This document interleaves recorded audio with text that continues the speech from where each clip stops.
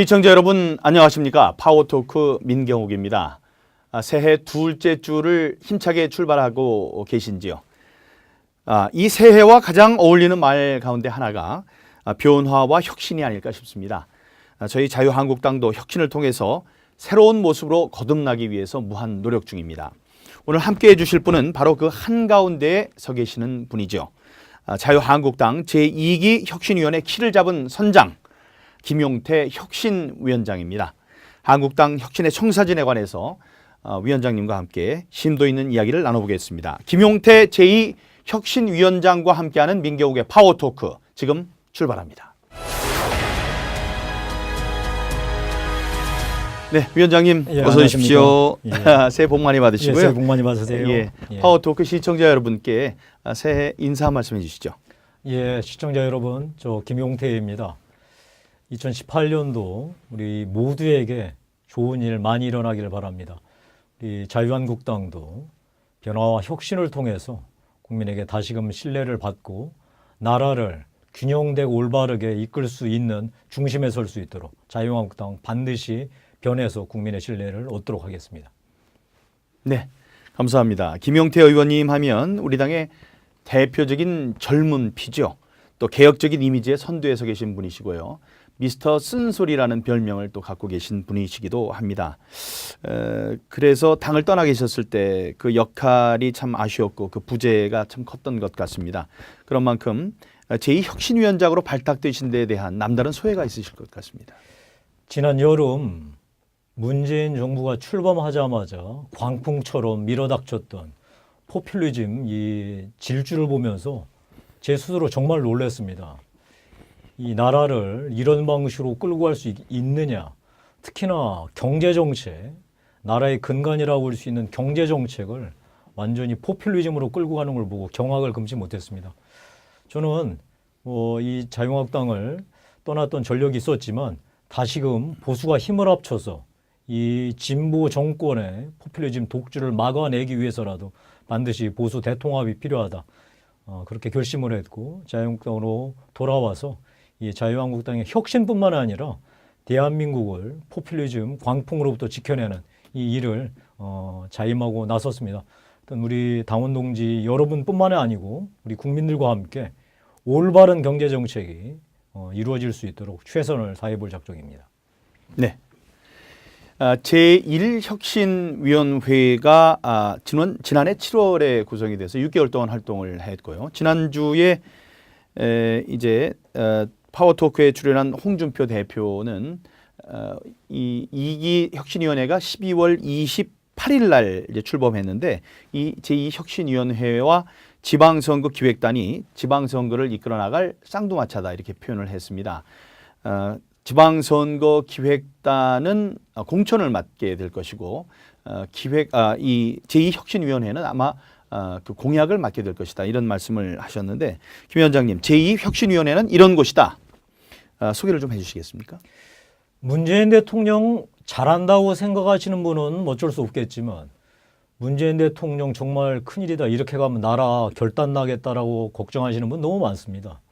문제는 이제 그런 분들이 대안 세력으로서 자유한국당을 믿음직하게 보고 있느냐. 사실 그 부분에 대해서는 저희가 많은 반성해야 하고 혁신해야 할 부분이 많을 겁니다. 저희는 그러한 분들에게 정확하게 우리가 이 대한민국을 다시금 올바로 세울 수 있는 대안 세력이라는 걸 분명하게 보여드리는 임무가 우리 혁신위원회에 있다고 생각을 하고요. 또 하나 더 이번 혁신위원회가 심혈을 기울여서 준비할 것은 바로 다음 세대가 어떻게 살아갈지에 대한 분명한 청사진을 제시하는 것입니다. 지금 문재인 대통령의 정책들은 지금 현재만 잘 먹고 잘 살자. 특히나 이 현재 중에서도 기득권. 이 기득권이라는 게 다만 잘 사는 사람, 재벌만 얘기하는 게 아닙니다. 이미 민주화 시대를 거치면서 대한민국 사회에 강고한 기득권, 공공부문, 귀족노조, 나아가서 우리 사회에 곳곳에 포진하고 있는 이 기득권 세력들이 있습니다. 이 기득권 세력들이 자기들 스스로를 민주로 포장해서 우리 국민들의 이 화합뿐만이 아니라 제대로 된 경제 발전을 가로막고 있는데요. 사실 이런 지금 이 질곡들이 다음 세대로 하여금 대한민국을 도저히 신뢰할 수 없다라고 만들고 있거든요. 물론 우리 보수 세력이 젊은 사람들에게 신뢰를 많이 주지 못하는 거 인정하겠습니다. 그렇다고 해서 지금 문재인 대통령이나 이 진보 세력이 하는 방식으로 간다면 다음 세대는 더 절망입니다. 따라서 저는 이 다음 세대가 살아갈 세상에 대한 청사진, 우리 옛날 구보수가 했던 방식으로 무조건 해결할 수 있다고 억지 부리지는 않겠다. 다만 그렇다고 해서 현재 문재인 대통령 하는 방식으로 한다면 더 큰일이다. 따라서 저는 다음 세대의 가치관과 요구를 전폭적으로 수용하면서 제대로 된 이 다음 세대가 살아갈 청사진을 제시하는 것. 이게 우리 제2혁신의 가장 중요한 임무라 할 수 있겠습니다. 잠시 전에 말씀드렸습니다만 제1기 혁신위원회 유석춘 위원장의 지도 아래 6개월 동안 활동을 했는데 제2기 혁신위원회는 지금 대강 그 활동 시한은 어떻게 잡고 계신지? 저희는 지금 길게 잡을 시간이 없고요. 길어도 3월 말까지는 이 활동을 마무리 지면서 우리 국민에게 이 다음 세대를 위한 책임, 우리 이 자유한국당이 이러이러한 청사진을 갖고서 국민에게 다가가고 그 청사진을 토대로 해서 공약을 개발한 다음에 지방선거에 나서야 되지 않겠습니까? 이 정당에게는 선거 가장 중요합니다. 지금 뭐 여러모로 그 보수 세력이 정치 지형상 불리한 상황에 놓여져 있고 국민적 신뢰를 받고 있지 못하지만 저는 분명하게 말씀드리지만 지금 현재와 같은 문재인 대통령과 진보 세력의 경제정책, 사회정책으로는 대한민국이 정말 이 희망을 가질 수 없습니다. 따라서 저희가 분명한 청사진을 제시해서 이번 선거에서 심판받을 수 있도록 이 청사진과 함께 공약 개발에 힘을 쏟을 생각입니다. 지난 주말에 이제 방송 때문에 혁신위원장께 전화를 드릴 기회가 있었는데 그 소통을 할 기회가 있었는데 그때 위원 선발을 위해서 위원을 좀 모시기 위해서 지방에 가 있다 이런 말씀하셨습니다. 어떤 분들이 혁신위원회를 구성하게 될지 그 면면이 궁금한데요. 그 구성은 다 끝났습니까? 예, 지금 이제 한 80% 정도 진행됐고요. 통상 정당에 이런 뭐 특별 조직을 꾸리면 되게 명망가 중심으로 꾸리게 됩니다. 근데 저희는 전혀 이 혁신위원회 이름에 걸맞게 인선 원칙도 바꾸려고 노력하고 있습니다. 원칙 예. 또 말씀해 주시죠. 이 혁신위원회의 가장 중요한 모토가 다음 세대를 향한 책임이라고 말씀드리지 않았습니까? 네.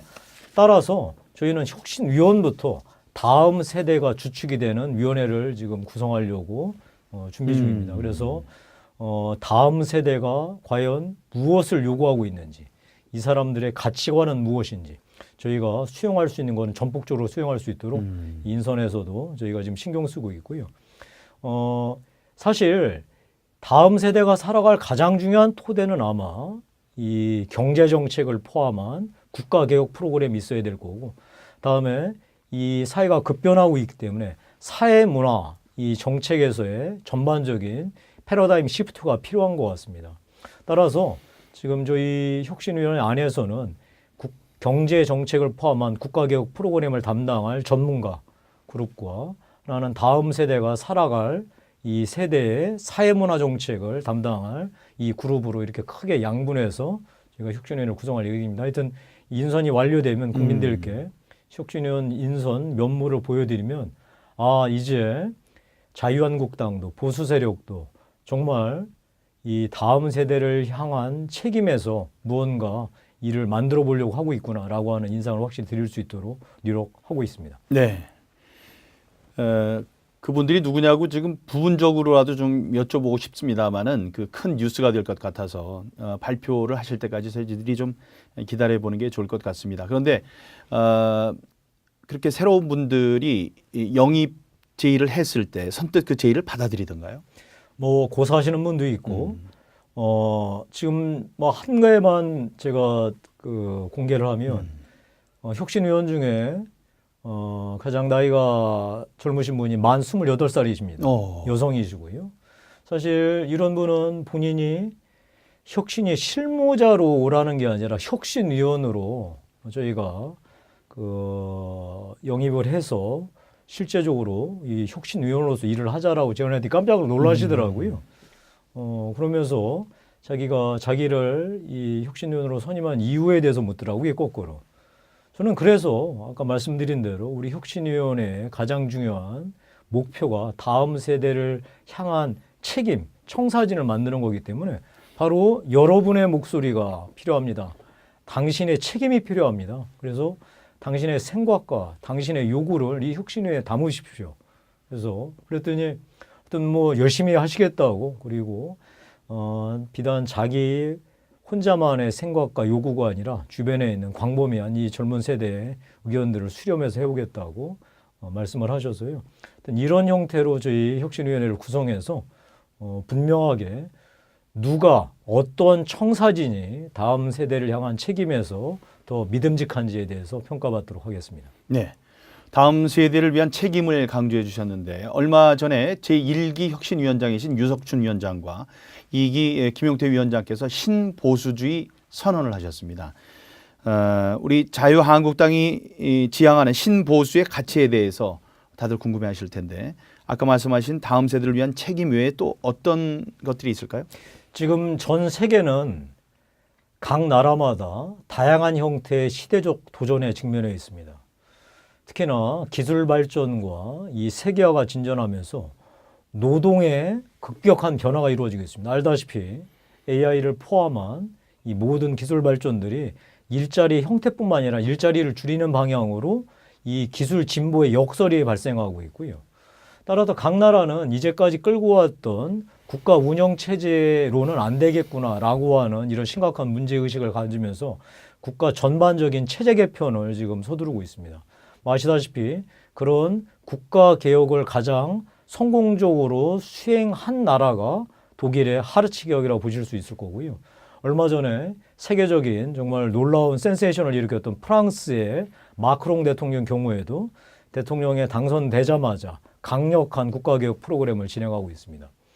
이 국가개혁은 나라마다 사정은 조금씩 다르지만 그 양상은 유사할 수밖에 없습니다. 따라서 대한민국이 처한 시대적 도전이나 전 세계가 처한 세계적 도전이랑 비슷합니다. 그렇다면 그 해법도 크게 이 유사성을 띌 수밖에 없습니다. 제가 얼마 전에 이 프랑스 마크롱 대통령의 개혁을 현장에도 직접 느끼기 위해서 프랑스를 출장을 갔다 왔습니다. 네.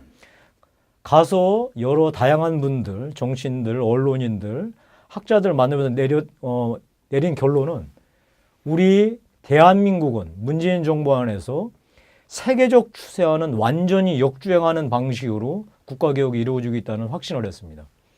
따라서 우리 지금 신보수주의는 대한민국이 처한 시대적 도전에 대해서 유능하고 합리적인 응전을 하겠다. 그 유능하고 합리적인 응전의 가장 핵심은 역사적 경험과 세계적 추세와 구체적 사실 그리고 다음 세대와의 소통을 통해서 저희가 응전의 청사진을 만들어낼 것이고 이 응전의 청사진이 바로 신보수주의의 기초에서 만들어지는 저희의 국가개혁 프로그램만 보시면 되겠습니다. 위원장님께서는 신보수주의의 출발은 과거 보수 정체에 대한 어떤 반성회부터 시작해야 된다 이런 말씀하셨습니다. 그걸 두고 뭐 여러 억측들도 있고 잘못 나간 보도들도 있었던 것으로 생각하는데 이 자리를 빌어서 어떤 의미였는지 한번 말씀해 주시죠. 저는 보수 우리 세력, 우리 자유한국당을 포함해서 국민적 신뢰를 잃고 매우 정치적으로 어려운 상황에 있다는 거 인정합니다. 그런데 이런 상황이 초래되는 게 보수 가치의 실패라고 저는 생각하지 않습니다. 저는 우리 그간 보수가 보여줬던 정치의 행태가 결국 국민의 신뢰를 잃게 만들었다고 생각하기 때문에 저는 이 보수 가치의 실패가 아닌 보수 정치의 실패를 얘기합니다. 사실 보수가 그간 대한민국을 정말 여기까지 끌고 오는데 결정적인 역할을 했다는 건 뭐 우리가 결코 잊어서도 안 되고 우리 스스로 폄하할 이유가 하등이 없습니다. 이제 문제는 그간 지난 10년 동안 우리가 정권을 잡은 상황에서 사실 그 권력에 취했다고 해도 과언이 아닐 겁니다. 아마 저희가 너무 자신감이 넘쳐서 그랬는지는 모르지만 국민의 눈높이에 맞지 않는 여러 가지 행태를 보여줬고 그런 것들이 국민들에게 염증을 느끼게 만들었고 특히 젊은 세대에 큰 실망을 불러일으켰던 게 사실입니다. 사실 이런 이제 과정들을 통해서 저희가 이 대통령 탄핵이라는 초유의 사태도 맞이했고 대선에서 힘 한번 써보지 못하고 권력을 뺏겼던 것도 사실입니다. 저는 우리 스스로가 이 시대적 도전에 응전하는 이 가치를 발견하고 이 방법론을 찾을 때 이 보수라는 이 현재 이 초라한 상황 때문에 보수 가치를 포기한다고 하는 이런 패배주의적 생각은 결코 저는 바람직하지 않다고 생각합니다. 왜냐하면 보수는 지킬 것을 지키기 위해서 끊임없이 변화하는 것이 보수의 본질이거든요.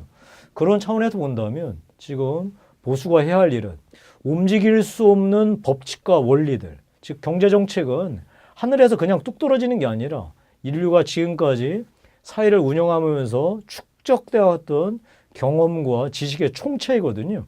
이런 부분은 분명하게 우리 스스로 원칙을 견지하는 가운데 이 사회문화적으로는 이 구성원들 자체의 가치관과 요구가 늘 변하기 때문에 여기에서 능동적이고 나아가서 파격적으로 이들의 가치관과 요구를 수용하는 방식으로 이 보수가 진화해 나간다면 이 우리 스스로가 다음 세대를 향한 책임을 지는 주체로서 충분히 자부심을 가질 수 있을 거라 생각합니다.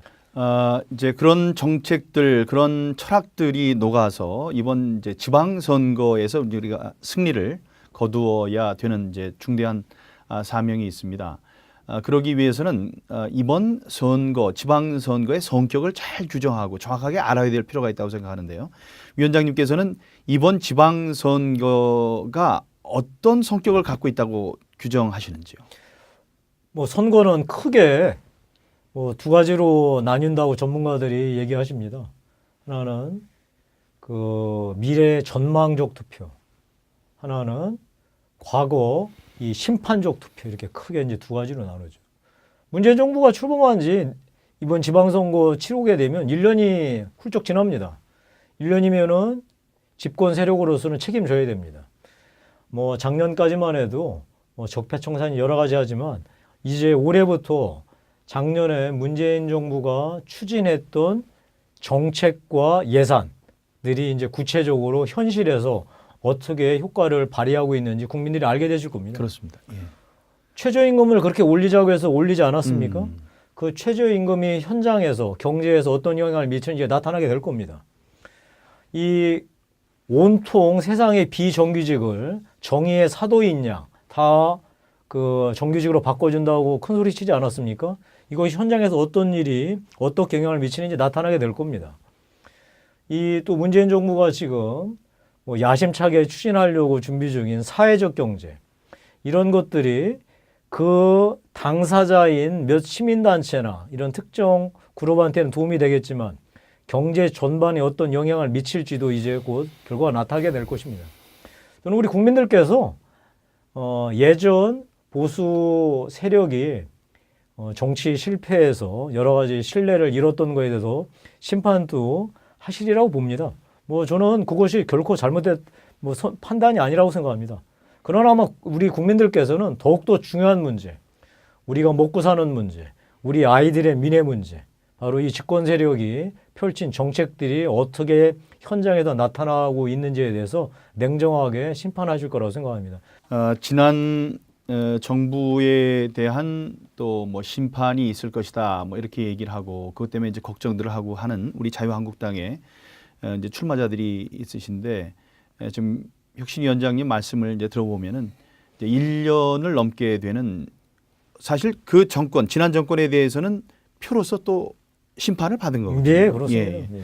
그래서 이제 잘 해보라고 여당을 만들어 줬는데 그 여당이 어떻게 하는지에 대한 심판의 성격이 있다. 예, 오르신 합당한 말씀 같습니다. 제가 한 가지만 더 지적해드리면 문재인 정부의 정책 추진에 있어서 국민들은 반드시 이 점을 보실 겁니다.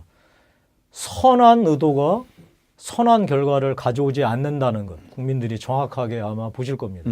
문재인 정부가 추진하는 최저임금 인상 뭐 정말 선한 의도일 수도 있겠지요. 그러나 그것이 어떤 결과를 갖고 오는지 비정규직의 전면적인 정규직 전환이 그런 선한 의도가 어떤 결과를 갖고 오는지, 탈원전이라고 하는 선한 의도가 어떤 결과를 갖고 오는지 국민들께서는 냉정하게 심판하실 것입니다. 그리고 그렇다면 그것은 선한 의도조차도 아니었다라는 것이 이제 곧 드러나게 될 것임을 아마 국민들께서 잘 보시게 될 겁니다. 네.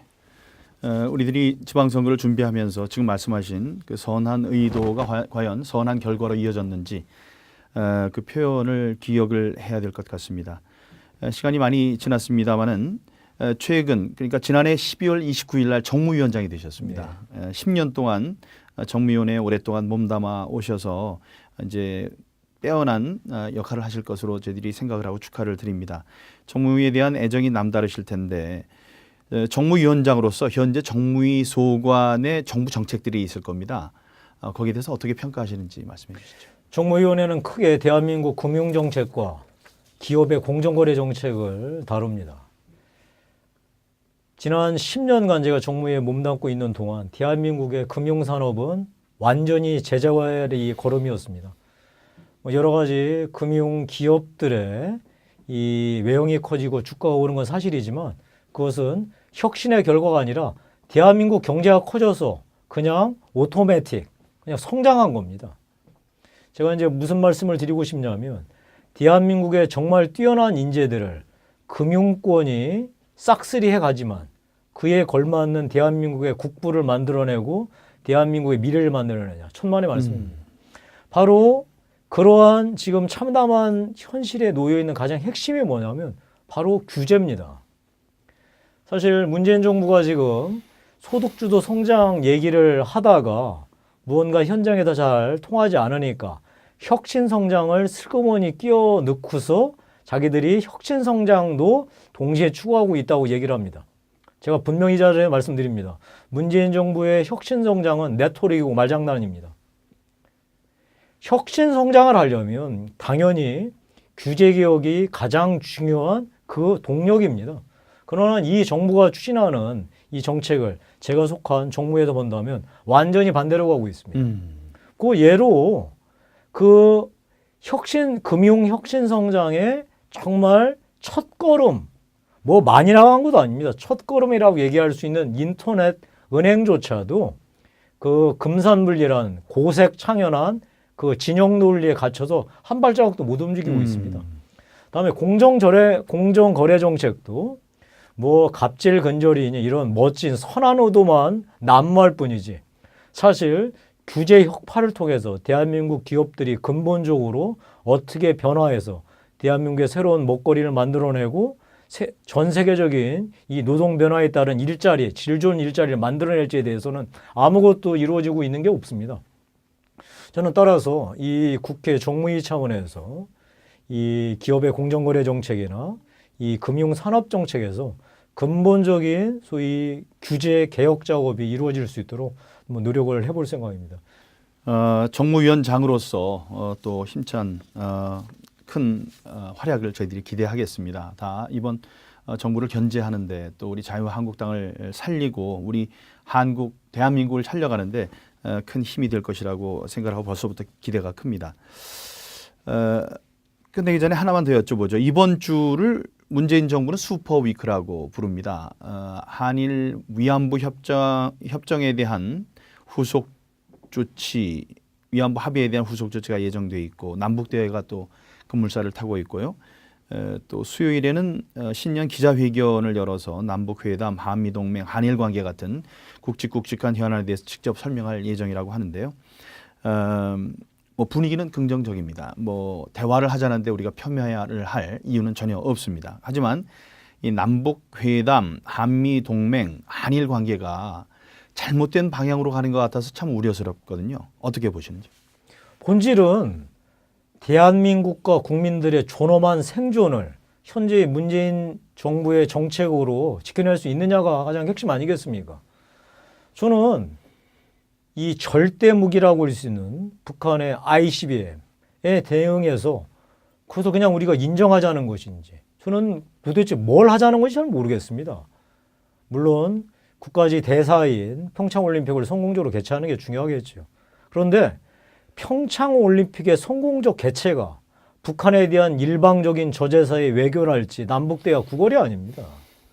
우리 분명한 원칙, 이 대한민국 한반도에서 이 북한의 ICBM, 이 절대무기의 존재는 대한민국의 이 생존권의 가장 결정적인 위협일 뿐만 아니라 동북아 질서의 가장 근본적인 위협 요소입니다.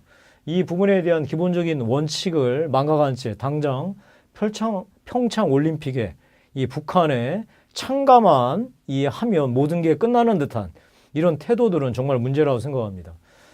지금 사실 뭐 미국 입장에서는 트럼프 대통령이 남북 대화를 환영하고 뭐 이 북미 대화도 하자라고 이런 뭐 얘기들이 나옵니다만 북미 대화가 자칫 잘못하면 대한민국을 배제한 채 완전히 동북아에서 이 대한민국의 주도권은커녕 나아가서 발언권조차도 없애버리는 그런 일이 되지 않을까 걱정이기 때문에 하여튼 우리 야당으로서는 이 점 북한의 절대무기 ICBM은 반드시 폐기해야 한다라고 하는 기본 원칙 아래 이 현재 돌아가고 있는 남북 대화나 이 북미 대화 여러 가지 흐름들에 대해서 예의주시해야 할 것 같습니다. 네, 오늘 말씀 감사합니다. 오늘 민경욱의 파워토크는 한국당 혁신위 선장 김용태 혁신위원장과 함께 깊이 있는 말씀 나눠봤습니다. 저희들이 예상했던 것보다 더 충실한 답변, 더 훌륭한 이야기들이 나눠진 것 같고요. 나온 것 같고 김용태 위원장께서 이끄는 우리 한국당의 혁신, 우혁신하는 모습을 애정을 갖고 지켜봐 주시기 바랍니다. 김용태 위원장님 오늘 말씀 감사합니다. 저는 다음 주 월요일에 다시 찾아뵙겠습니다. 안녕히 계십시오.